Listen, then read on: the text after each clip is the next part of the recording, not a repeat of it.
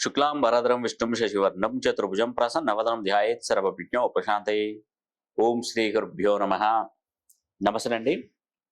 నేను మీ రామకృష్ణ నిహాన్, ఆస్ట్రో న్యూమరాల్స్ని. అందరూ ఎలా ఉన్నారు? ఉత్తరం ప్రత్యుత్తరం కార్యక్రమానికి స్వాగతం.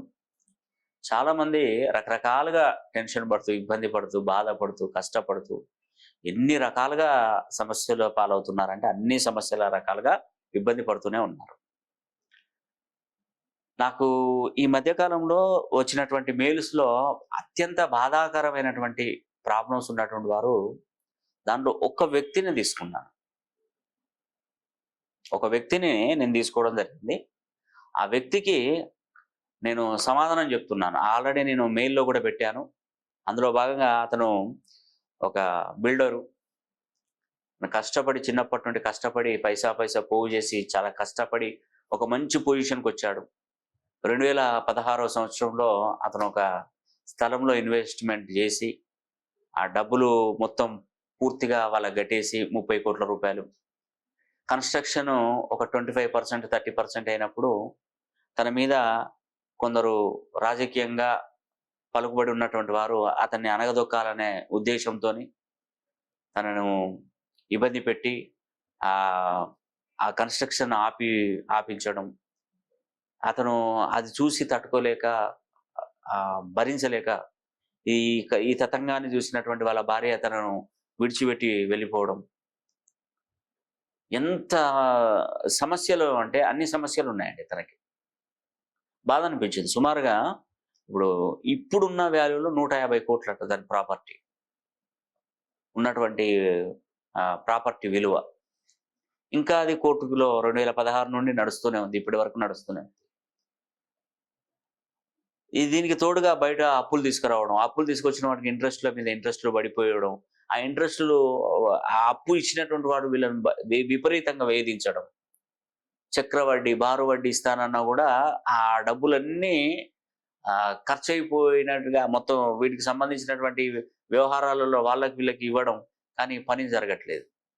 అతను ఒకటే అనుకున్నాడు, నన్ను నమ్ముకున్నటువంటి నాతో కలిసినటువంటి నా భార్య నన్ను వదిలిపెట్టి వెళ్ళిపోయింది, నా పిల్లలు నా దగ్గర లేరు, ఇటు రుణబాధలు, అది ఎప్పుడు దిగుతుందో ఎప్పుడు వస్తుందో తెలియదు. కన్స్ట్రక్షన్ ఇప్పుడు నన్ను ఉద్దేశించి నా ఇన్వెస్టర్స్, నా పార్ట్నర్స్ వాళ్ళు నన్ను వేధించడం, అడ్వాన్సులు ఇచ్చినటువంటి వాళ్ళు, కొనుక్కునేటువంటి వాళ్ళు కూడా నా డబ్బులు రిటర్న్ ఇవ్వాలని వాళ్ళు నన్ను టెన్షన్ పెట్టడం. ఒక్క క్షణం అసలు నేను భోజనం తిన్న భోజనం కూడా ఒంటికి పట్టకపోవడం, అసలు రాత్రిలో నిద్ర పట్టకపోవడం, ఇవన్నీ రాశాడండి మెయిల్లో. చాలా ఒక 10-15 పేజీలు రాశాడు. ఏం చేయమంటారు? ఏంటి అసలు? మిమ్మల్ని ఒకసారి మీతో మాట్లాడిన తర్వాత నేను ఇంకా నా ప్రయత్నం నేను చేసుకుంటాను, సూసైడ్ అటెంప్ట్ చేసుకుంటానని. ఎందుకు సూసైడ్ అటెంప్ట్ చేసుకోవాలండి? ఏం తప్పు చేశావని? నీకున్నటువంటి దోష ప్రభావం మెయిన్గా ఈ జన్మ జాతకాన్ని చూస్తే, ఇలాంటి జాతకం ఉన్నప్పుడు ముందస్తుగా మనం ఏం చేయాలంటే దానికి చిన్న చిన్న పరిహారాలు చేసుకోవాలి. నిక్కచ్చిగా గొంతుక వరకు వచ్చినప్పుడు ఆ సమస్య నుండి బయటపడాలంటే ఏం పడతాం? మన పూర్వీకులు ఏం చెప్పారు? వెలుగున్నప్పుడే దీపాన్ని సరిదిద్దుకోవాలి. ఇప్పుడు ఆయన బాగానే సంపాదించాడు, కోట్లు సంపాదించాడు, మంచి కార్లు, లగ్జరీ లైఫ్ అంతా కూడా హ్యాపీగా ఉంది. కానీ మానవ జీవితం ఒక్కసారి ఇలా ఇరుక్కుంటారని అతను ఊహించలేదండి. నేనెందుకు ఇట్లా జరుగుతుంది, నాకెందుకు ఇది జరుగుతుంది, నా లైఫ్ మొత్తం హ్యాపీగా ఉంది, రేంజ్కి ఎదిగింది అని అనుకున్నాడు. అనుకున్న టైంలో ఆకస్మికంగా దెబ్బ పడిపోవడం ఉంటుందండి కంపల్సరీ. అతను యాక్చువల్గా ఏంటంటే తనకి జాతకంలో తన డేట్ ఆఫ్ బర్త్ 3/12/79లో జన్మించాడు. తనకు నక్షత్రము రోహిణి నక్షత్రం. ఈ శ్రీకృష్ణ పరమాత్ముని నక్షత్రం రోహిణి నక్షత్రం. రాశి వృషభ రాశి, రాశ్యాధిపతి శుక్రుడు, రోహిణి నక్షత్రానికి అధిపతి చంద్రుడు, లగ్నం సింహాలం, లగ్నాధిపతి రవి. ఈ 3 ఇక్కడ మనం గమనించినట్లయితే తన జన్మ జాతకాన్ని చూస్తే రాహువు మరియు కుజుడు, గురువు, ఈ 3 గ్రహాలు లగ్నంలో ఉన్నాయి. దీనికి ఏంటంటే కుజుని అనుగ్రహం కలగాలి. 1, 2, 4, 7, 8, 12 స్థానాలలో కూడా కుజుడు అంగారకుడు కుజుడు గనక ఈ యొక్క స్థానాలలో ఉన్నట్టయితే తనకి కుజదోషం ఏర్పడుతుంది. చాలా మంది అనుకుంటారు కుజదోషం అంటే పెళ్లిళ్ళు కావు, తర్వాత భార్యాభర్తలు కలిసిన సంతాన సమస్య ఉంటది ఇలా అనుకుంటారు. కానీ దీనికి ప్రత్యక్షంగా ఏంటంటే ఇతనికి జన్మ జాతకంలో అనంతకాల సర్పదోషం కూడా అతనికి ఉంది. ఎందుకంటే రాహువు జన్మ లగ్నంలో ఉన్నాడు, సప్తమంలో కేతు ఉండడం వల్ల ఇతనికి అనంతకాల సర్పదోషం అనేది కూడా ఏర్పడింది. దీని ద్వారా ఇటు కుజదోషం, అనంతకాల సర్పదోషం, శని ప్రభావం అనేది కూడా ఎక్కువగా ఉంది. తద్వారా ఏంటంటే తను ఒకే చోట ఒకే దగ్గర ఇరుక్కొని పోవడం, దానివల్ల డబ్బు నష్టపోవడం, అసలు మనిషి మొత్తం బక్కచిక్కిపోవడం, ఆలోచనలు, మనస్సు టెన్షన్, ఇవల్ల ఏంటంటే మొత్తం తన ఆరోగ్యం పాడైపోవడం. నేను అదే అతనికి చెప్తున్నానండి. అతనికి మెయిల్ పెడితే అతనికి మెయిల్లో కూడా నేను చెప్పాను మొత్తం. ఒకసారి పర్సనల్గా నన్ను ఫోన్ లైన్లో కలిసే ప్రయత్నం చేయండి. అతనికి నేను చెప్పింది ఒకటి ఏంటంటే 150 కోట్ల ఆస్తి ఉంది కదా, నాకు ఒక హామీ ఇవ్వాలి. మరి నీ దగ్గర నేను ఒక పైసా కూడా నేను అడగను, తీసుకోను, ఫస్ట్ ఏం అడగను నేను. ₹1 నీకు అంతా కంప్లీట్ అయిపోయిన తర్వాత, నీ ఆస్తి నీ దగ్గరకు వచ్చిన తర్వాత, నువ్వు బాగుపడిన తర్వాత, నేను దీనికి సమయం ఎంతో పెట్టట్లేదు, 10 సంవత్సరాలు 20 సంవత్సరాలు, జస్ట్ నేను అడిగేది 1 సంవత్సరమే. 7 నెలల నుండి 12 నెలల లోపు నీకు ఇదంతా ఒక కొలిక్కి వస్తుంది, ఏదో ఒక మార్పు చెందుతుంది, మార్గం అన్వేషిస్తుంది.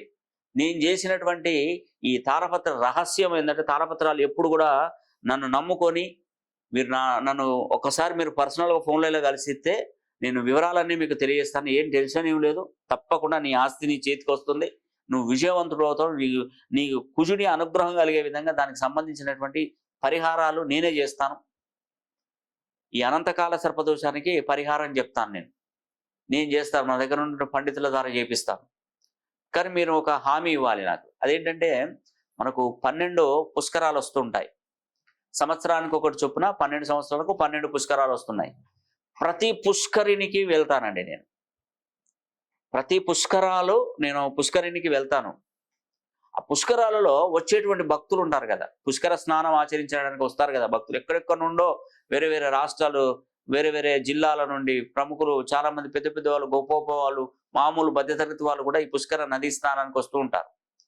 అప్పుడు అక్కడ ఏం చేస్తానంటే నేను వారికి అన్నదానం చేపిస్తాను. పుష్కరాలకు వచ్చేస్తున్నటువంటి భక్తులకి అన్నదానం ప్రతి సంవత్సరం చేపిస్తున్నాను. 12 రోజులు చేపిస్తాను అన్నదానం. ఈ 12 పుష్కరాలకు మీరు రైసును డొనేట్ చేయాలి. అన్నదానం చేయడానికి రైసును 12 పుష్కరాలకు మీరు చేయాలి. ఈ 12 పుష్కరాలు సంవత్సరానికి ఒకసారి ఇలా 12 సంవత్సరాలు చేస్తూనే వెళ్ళండి. దానికి మీరు డబ్బు రూపం కూడా అవసరం లేదు నాకు. రైస్ మీరు ఎక్కడికే వెళ్ళమంటే అక్కడికి వెళ్తాము. అక్కడ రైస్ లోడ్ అనేది వేసుకొచ్చి డైరెక్ట్ పుష్కర సమయంలోనే, మరి మధ్యలో కూడా ఇవ్వనవసరం లేదు, చక్కగా ఆ రోజు మేము అన్నదానం చేస్తాం. ఈ యొక్క కార్యక్రమాన్ని నేను చేస్తాను, 12 పుష్కరాలకు ఎంతైతే అంత నేను ఇస్తాను అనే ఒక విషయం కనుక నాకు హామీ ఇచ్చినట్టయితే, ఫస్ట్ నేను ఈ యొక్క కుజ దోషానికి, అనంతకాల సర్ప దోషానికి నేను ప్రత్యేకంగా నా దగ్గర ఉన్నటువంటి పండితుల సమక్షంలో నేను ఈ యొక్క హోమం చేపిస్తాను, రంగరంగ వైభవంగా చేపిస్తాను. మీకు 9 నెలలు 8 నుండి 12 నెలల లోపే మీకు ఖచ్చితంగా మీకు ఆ 150 కోట్ల ప్రాపర్టీ అనేది కూడా మీకు చేతికి అందుతుంది. మీకు కోర్టు మీ వైపు విజయం చేస్తారు. దీనిలో ఎంత పెద్ద పెద్ద రాజకీయ నాయకులు కానీ, పెద్ద పెద్ద వాళ్ళ హస్తాలు కానీ ఉండనివ్వండి, మీకు ఆ భగవంతుడు ఆశీస్సులు ఉన్న, భగవంతుడి ముందు వీళ్ళంతా ఒక విధంగా చెప్పాలంటే ఉట్టి వాళ్ళే, వీళ్ళంతా బలహీనులే. భగవంతుడి ముందు మనుషులు బలహీనులే. భగవంతుడు తలుచుకుంటే ఏదైనా ఎంత రాజకీయ పలుకుబడి ఉండని, వాళ్ళ వెనక పెద్ద పెద్ద వాళ్ళ గొప్ప గొప్ప వాళ్ళ హస్తం ఉండని ఏది పనిచేయదండి. రాజకీయం పటాపంచలైపోతుంది, ఏమి ఉండదు. మీ జీవితంలో నేను చెప్తున్నాను కదా, మీకు ఆ 150 కోట్ల ప్రాపర్టీ మీకు వచ్చే విధంగా నేను చేస్తాను. కానీ మీరు ఒక్కసారి నన్ను పర్సనల్గా ఫోన్ లైన్లో అపాయింట్మెంట్ తీసుకుని నన్ను కలిస్తే నేను వివరాలన్నీ మొత్తం క్లియర్గా చెప్తాను. ఏ టైము ఎలా చేయాలి ఏంటి అనేది కూడా నీ దగ్గర నుండి నేను ఇంకా ఆశించేది ఒక పైసా కూడా నేను ఆశించను. కానీ ఒక మాట, ఈ పుష్కరాలకు వచ్చేటువంటి భక్తులకు అన్నదానం కింద రైస్ డొనేట్ చేస్తే నేను తప్పకుండా మీకు మంచి జరిగే విధంగా నా ప్రయత్నం నేను కొనసాగిస్తాను. జరిగిన తర్వాతనే మీరు మీ ప్రయత్నం చేయండి, మీరు డొనేట్ చేయండి. కాబట్టి ఈ అవకాశాన్ని మీరు సద్వినియోగం చేసుకోండి. మీకు ఏం టెన్షన్ అవసరం లేదు, ఏ ఇబ్బంది లేదు, ఏ ప్రాబ్లమ్స్ లేకుండా నేను చేస్తాను. ఆ మాట మీద నేను నిలబడుతున్నాను. మీరు మీ మాట మీద నిలబడి మీ ప్రయత్నం మీరు కొనసాగించండి. విజయం తప్పక వరిస్తుంది. ఈ వీడియో కనుక మీకు నచ్చినట్లయితే లైక్ చేయండి, షేర్ చేయండి, కామెంట్ చేయండి. సర్వే జనా సుఖినో భవంతు.